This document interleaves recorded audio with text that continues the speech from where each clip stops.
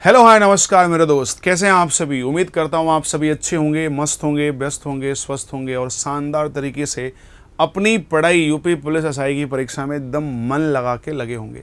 तो मैं धनंजय आप सभी का अपने इस प्यारे से सेशन में मोस्ट वेलकम करता हूँ। आज आप सभी के लिए एक विशेष इन्फॉर्मेशन फिर से लेकर आ गया हूँ। बस थोड़े समय तक के लिए मेरी बात को बहुत ध्यान से सुनने की ज़रूरत सुनना, उसके बाद फिर जो है हम लोग इस पर डिस्कशन करने वाले हैं, ठीक है ना। आइए बच्चे ध्यान से मेरी बात सुनना। यूपीएसआई 2025 टोटल पोस्ट जो है आपका वो 4543 पद हैं, जिसमें सब इंस्पेक्टर सिविल पुलिस का जो पद है वो 4242 पद हैं और महिला इंस्पेक्टर का जो पद है वो 106 है। महिलाओं के लिए थोड़ा सा ना होना चाहिए था, थोड़ा और होना चाहिए, बट कोई बात नहीं। आपकी ये वैकेंसी नहीं तो किसी और वैकेंसी में, लेकिन हमको तो एक सीट से मतलब है मेरे भाई। निराश होने की ज़रूरत नहीं, मेरी बातों से निराश मत हो जाना। कमांडर के लिए 135 + 60 पद हैं आपके कुल टोटल, ठीक है ना। ये आपका उत्तर प्रदेश पुलिस रिक्रूटमेंट बोर्ड का नोटिफिकेशन है जो आपको न्यूज़ मिली थी, ठीक है ना, गवर्नमेंट की तरफ से। वो यहाँ पे हमने चस्पा कर दिया हुआ है। ये जल्दी ही आप सभी को फॉर्म आ जाने वाला है और फॉर्म भरना शुरू भी होने वाला है, ठीक है ना। तो सब इंस्पेक्टर एसआई या दरोगा, तो एग्जाम कंडक्टेड कौन कराने वाला है भाई? यूपीपीआरपीबी, मतलब Uttar Pradesh police recruitment and promotion board. ये आपका पेपर कराने वाला है। चयन प्रक्रिया आप जानते हैं कि आपकी चयन प्रक्रिया जो होती है यूपीएसआई में वो क्या होने वाला है भाई? तो ऑनलाइन आपका रिटन एग्जाम्स होने वाले हैं। आपका ऑनलाइन सबसे पहले क्या होने वाला है भैया? आपका ऑनलाइन रिटन एग्ज़ाम होने वाला है भैया। सबसे अहम पार्ट है, मैंने इस पर एक वीडियोस बनाया है आप सभी को कि आपको रिटन एग्ज़ाम्स की प्रिपरेशन करने के लिए आपको क्या गुरु मंत्र ध्यान में रखना चाहिए ताकि आप चीज़ों को बेहतर कर सके। आपको फिजिकल स्टैंडर्ड टेस्ट देना है, ठीक है ना, फिजिकल एफिशिएंसी टेस्ट देना है। देन डॉक्यूमेंट वेरिफिकेशन, तो डॉक्यूमेंट वेरिफिकेशन ये मेडिकल एग्जामिनेशंस ये तो आप आराम से निकाल लेते हैं। मेनली आपको रिटन एग्जाम्स को लेके थोड़ा फोकस होना पड़ता है। तो आप रिटन एग्जाम्स की तैयारी कैसे करें, इसका हमने एक सेशन बनाया है, आप उसको ज़रूर देखना। आपका जो एग्ज़ाम का टाइम ड्यूरेशन होता है बच्चे, जो इसकी परीक्षा की तैयारी आप करने जा रहे हैं वो 2 आवर का टाइम ड्यूरेशन है। 2 घंटे की परीक्षा होती है, 160 क्वेश्चन होते हैं। देखो ना, आप सभी के 100 मार्क्स के हैं, लेकिन ये 40 है। एक क्वेश्चन आपका 2.5 मार्क्स का होगा बच्चे। एक क्वेश्चन आपका कितना होगा? 2.5 मार्क्स का होता है। एक क्वेश्चन आपका 2.5 मार्क्स का होना होता है और कुल 400 मार्क्स की आपकी लड़ाई है। आपकी जानकारी के लिए बता दूं कि आपके परीक्षा में 35% आपका पासिंग परसेंट है। मतलब 35% मतलब आप अगर यहाँ पे निकालें 40 क्वेश्चन का 35%, तो मेरे हिसाब से अप्रॉक्सीमेट कितना क्वेश्चन आएगा? 40 क्वेश्चन ही आएगा भाई। 35% क्या हो जाएगा? 5 7 35, 5 20, 20 दूना 40, 7 दूना 14, ठीक है ना। 14 क्वेश्चंस मैंने पहले लिख दिया भाई। 14 क्वेश्चंस आना अनिवार्य है और कोई भी नेगेटिव मार्किंग नहीं है। कोई भी नेगेटिव मार्किंग आपकी परीक्षा में नहीं है। कोई भी नेगेटिव मार्किंग आपकी परीक्षा में नहीं है।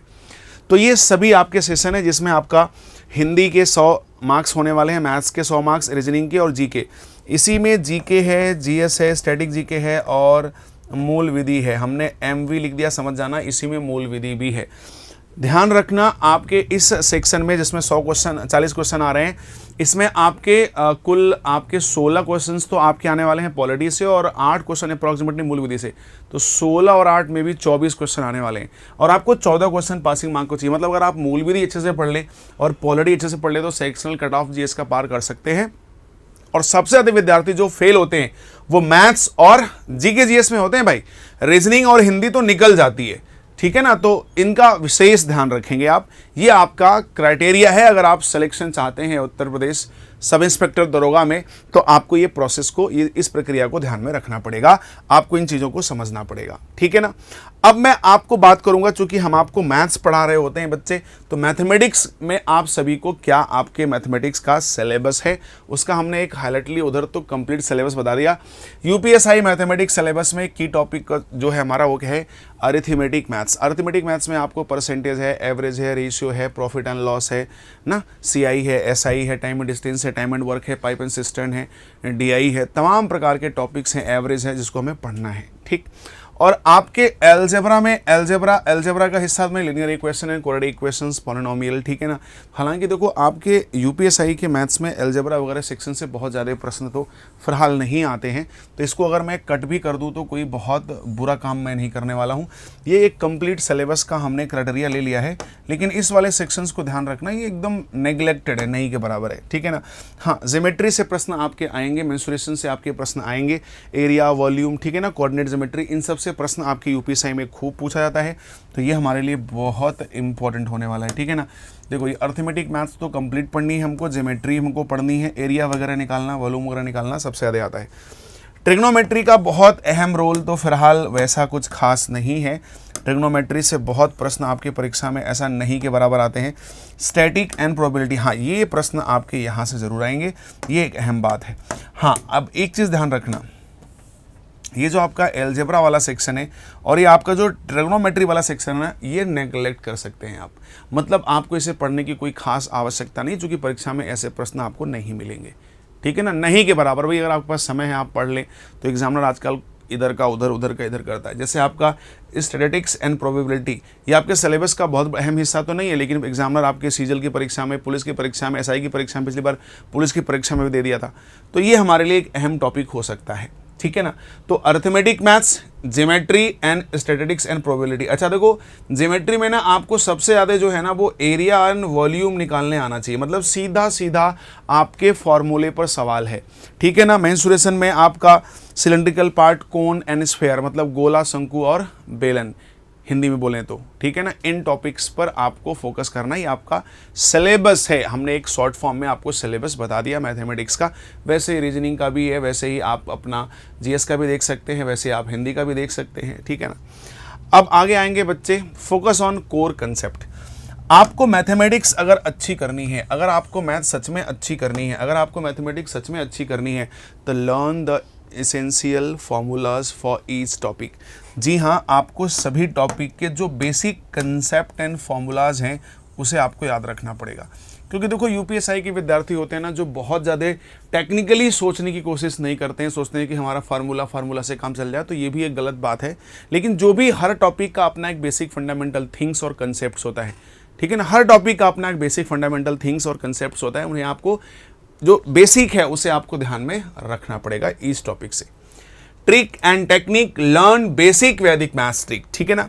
आपको ट्रिक एंड टेक्निक्स पर ध्यान देना पड़ेगा स्पेशली, क्योंकि अगर आपको टेक्निक नहीं पता है तो आप लंबा समय खींचेंगे। बेसिक से लगाएंगे तो आप बोलेंगे माना कि वैल्यू एक्स है, और एक्स बहुत घातक चीज़ होती है। मैंने आप सभी से कहा है विद्यार्थी, एक्स को अपनी ज़िंदगी में कभी दोबारा याद करने की ज़रूरत नहीं है, तो बहुत गलत चीज़ है। तो आपको कंसेप्चुअली, आपको टेक्निकली, आपको लॉजिकली स्ट्रांग होने पड़ेगा। वैदिक मैथ्स का मतलब यहाँ सिर्फ हमने ये लिखा है कि आपका कैलकुलेशन स्पीड भी बहुत शानदार तरीके से होना चाहिए। ऐसा नहीं है कि पेन चल रहा है और आधे रास्ते में हम क्या हुए, ब्रेक हो गए, तो वो बहुत गड़बड़ चीज़ हो जाएगी हमारे लिए, ठीक है ना। Build a strong foundation with a basic problem and gradually increase difficulties. मतलब विद्यार्थी प्रश्न को तो पढ़ा, समझा और सॉल्व कर लिया जो आसान थे, लेकिन डायरेक्टली वो हिट करता है अच्छे सवाल की तरफ। अच्छा एक बात और बता दूं आपको, विद्यार्थियों के मन में ये बड़ा भरा हुआ है ना कि परीक्षा है, कठिन होगा, कठिन प्रश्न लगाना है, वो ढूंढने में टाइम बर्बाद करता है अपना। अच्छा ये क्वेश्चन दिख रहा है, ये इसमें ज़्यादा लाइन है, अच्छा ये 5 लाइन का सवाल है, ये कठिन होगा, पक्का गुरुजी से पूछेंगे, मज़ा आएगा। आप सिलेक्शन के पॉइंट ऑफ व्यू से पढ़ने की कोशिश करिए। बहुत कठिन सवाल पेपर में नहीं आते हैं। जो पेपर सेट करने वाला इंसान है वो भी एक हमारे आप जैसा ही इंसान है, वो भी हमारे आपके हित में ही सोच के पेपर बनाता है, ऐसा पेपर नहीं बनाता, कोई इतना भी निर्दयी नहीं है। हाँ, वो संयोग मात्र है। जैसे आप कभी कहेंगे कि सर अभी सर देख लो पीईटी पेट का पेपर हुआ था, उसमें कितना गंदा दे दिया था।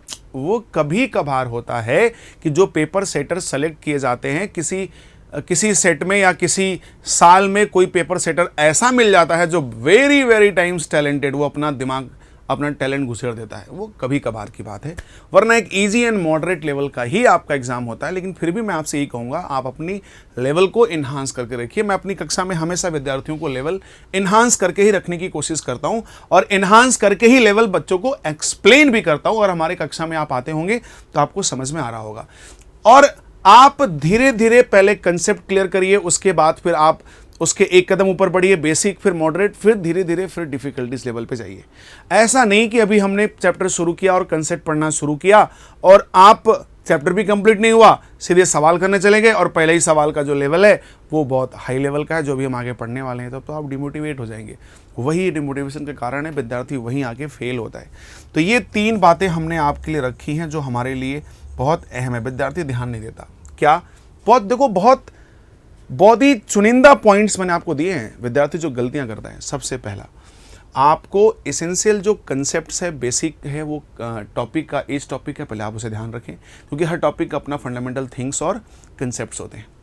और साथ ही साथ trick, technique and learn basic वैदिक मैथ। आप अपनी कैलकुलेशन स्पीड को अच्छी रखिए, जिसके लिए आपको स्क्वायर, क्यूब्स, ठीक है ना, रूट, स्क्वायर रूट्स, ये सब याद रखिए। टेबल बहुत लोगों को पढ़ा ही नहीं आता, तो कैलकुलेशन स्पीड्स कैसे अच्छी होंगी, ठीक है ना, ये। और टेक्निकल चीज़ सीखिए, मतलब कुछ बेसिक मान के मत चलिए, माना कि एक्स है, ऐसा अप्रोच से सोल्यूशन मत करिए।